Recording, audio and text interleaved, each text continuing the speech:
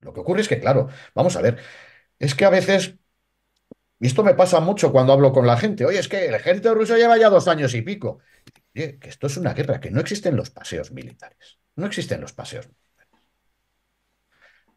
Claro, Chasibyar es una localidad que tiene posición ventajosa por las alturas. Pero entre las masas forestales, el canal, la carretera, las construcciones que hay justo al este antes de lo que es el núcleo urbano. Chasibyar tiene absolutamente de todo para que cualquier jefe militar quiera plantear una defensa, la plantee, pero bien. Oye, esta defensa hay que romperla. Esto no es de un día para otro. Esto no es me lío la manta a la cabeza, salgo corriendo con mis soldados y a bayonetazo limpio paso por encima del enemigo. Esto es muchísimo más complejo. Entonces, ¿qué es lo que sucede? Que en Chasiv Yar, el ejército ruso, que comenté el otro día, oye, mira, el ejército ruso tiene una serie de direcciones de ataque. Epicentro Bojanivka. Por ejemplo, en Bojanivka, que ya es ruso, ¿qué es lo que ha hecho el ejército ruso? Pues se ha abierto en dos direcciones de ataque.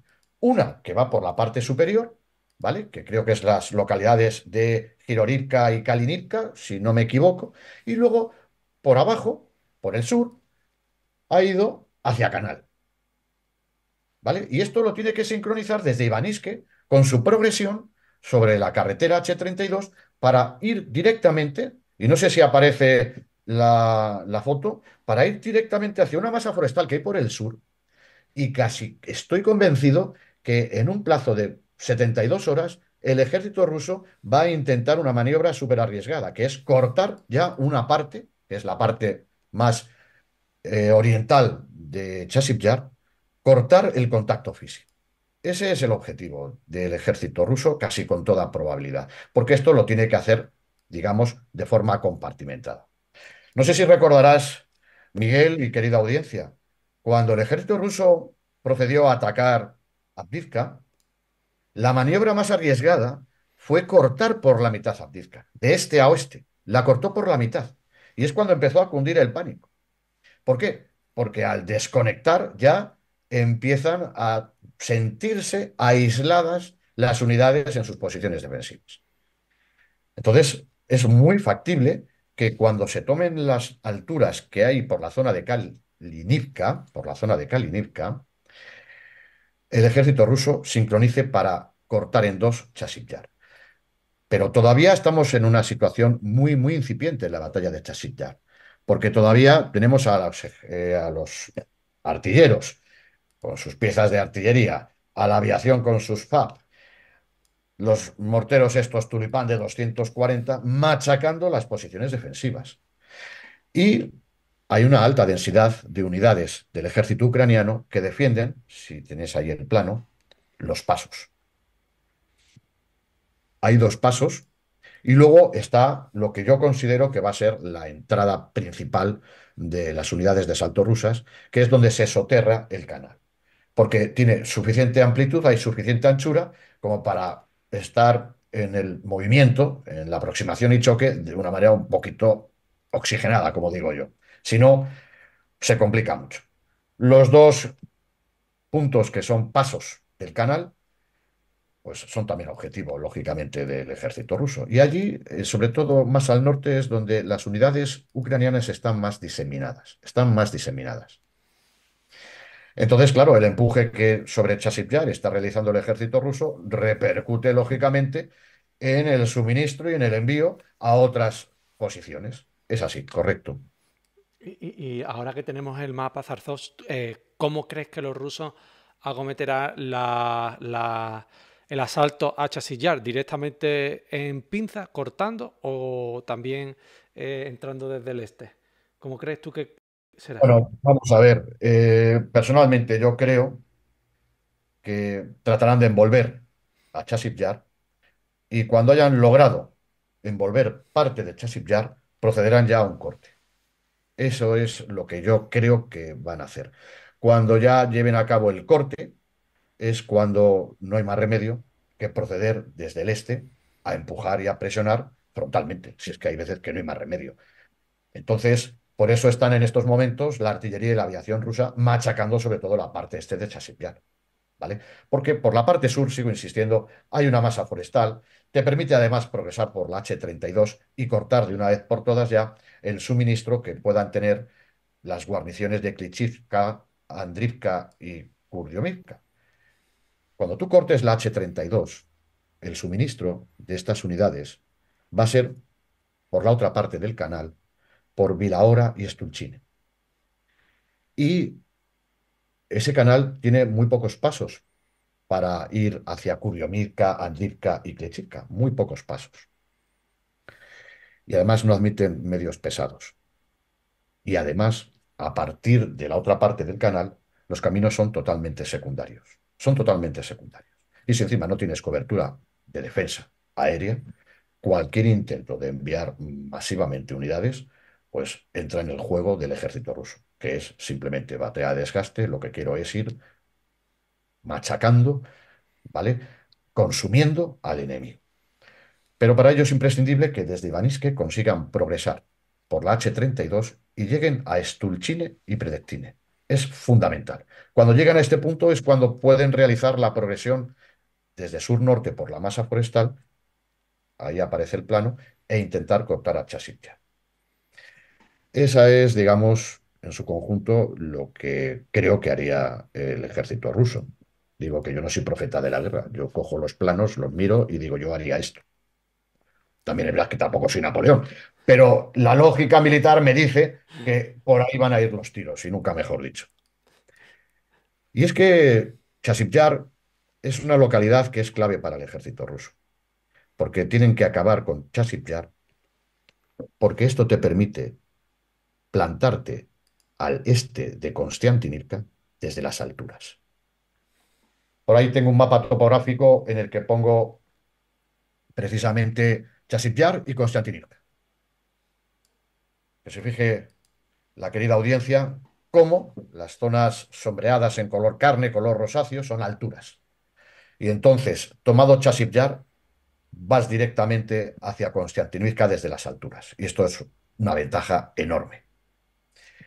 Y además permite, con la toma de Konstantinivka, ya intentar progresar hacia el norte, hacia la siguiente localidad que es Drubivka o algo así, y ya estaríamos entrando directamente hacia el sur de Kramatorsk. No nos olvidemos que todo esto que está sucediendo en torno a Chasiv Yar es ir hacia Kramatorsk, que era uno de los centros de gravedad que está bajo control.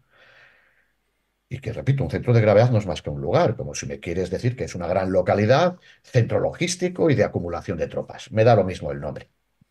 Tampoco vamos a ser muy técnicos, no merece la pena. ¿Vale?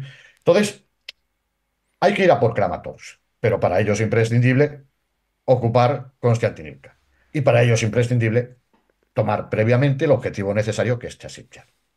Y entonces nos encontramos que esto es uno de los objetivos, porque tenemos a Krasny Liman y tenemos a Kupiansk. Entonces, si nosotros vemos Krasny Liman, es otro anillo defensivo, ¿vale? Que es de Kramatorsk. Y Krasny Liman, si nos damos cuenta, alimenta, bombea directamente hacia Siversk vía Yampil y hacia su norte-este, que es toda esta zona del río Ceberets o Cerebets, en donde tenemos a Terni, Yampolivka, Zarichne y Torsk. Pero hay que ir hacia Krasny Liman también. Es imprescindible, porque tenemos que romper los anillos defensivos para poder ir hacia Kramatorsk, que es el gran objetivo. Entonces, la eliminación de Konstantinivka y la eliminación de Krasny Liman nos permite ir por el sur y sureste hacia Kramatorsk. Y nos faltaría Kupiansk, lógicamente. La progresión de Kupiansk es fundamental. Bien, entonces vamos a ver, en la zona Krasny-Liman, ¿qué es lo que está haciendo el ejército ruso? Pues el ejército ruso está actuando sobre Siversk, porque Siversk es el que bombea todo lo que es el frente de Bilohorivka y el sur de Siversk, y el norte de Siversk con la zona boscosa que hay de Srebrenica, o me parece que el nombre es así aproximadamente. Entonces, el ejército ruso, para ir hacia Krasny Liman, tiene que acabar con Siversk y tiene que romper la resistencia, perdón, en todo este eje defensivo que se ha generado en el río Cerevets en torno a Terni hasta Torsk, perdón, sí, hacia Torsk, Zarishne, Yampolivka, todo eso tiene que romperlo para poder acceder por el norte y por Yampil, por el sur, hacia Krasny Liman, y en eso están.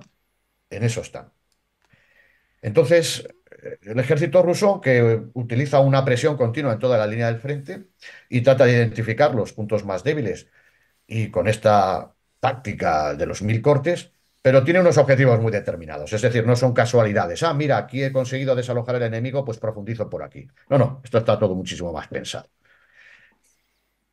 He dicho. ¿Y cómo ves la situación del avance ruso en torno a Siversk, hacia Lima y después a Kramatorsk? ¿Cómo ves? Porque ahí está un poquito para ahí ya la cosa. Normal, Ah, dado lo que se está produciendo en otras zonas, ¿no? Pero bueno.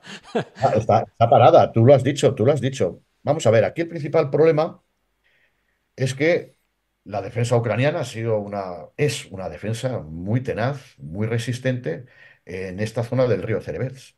Está costando Dios ayuda al ejército ruso romper en Terni, romper en Yapolivka y romper más abajo entre Zarigne y Torsk. Pero va a terminar rompiendo porque, claro, el ejército ruso, cuando alcance Toretsk y lo controle, se va a encontrar con el dilema de rompo por Yampil y aíslo Siversk, ahí se puede formar una gran bolsa, porque como el ruso, por Toretsk, antes de tomar como objetivo Krasny Liman, vaya hacia Yampil y lo controle, Siversk queda cercado. Siversk sería una buena bolsa, ¿eh? Sería una buena bolsa. Entonces, en efecto, le está costando al ruso y habría que esperar a qué es lo que pasa en Toretsk, que está al sur de Zarichne, para ver cuál es el criterio que sigue el ruso. De todas maneras, yo te voy a decir una cosa.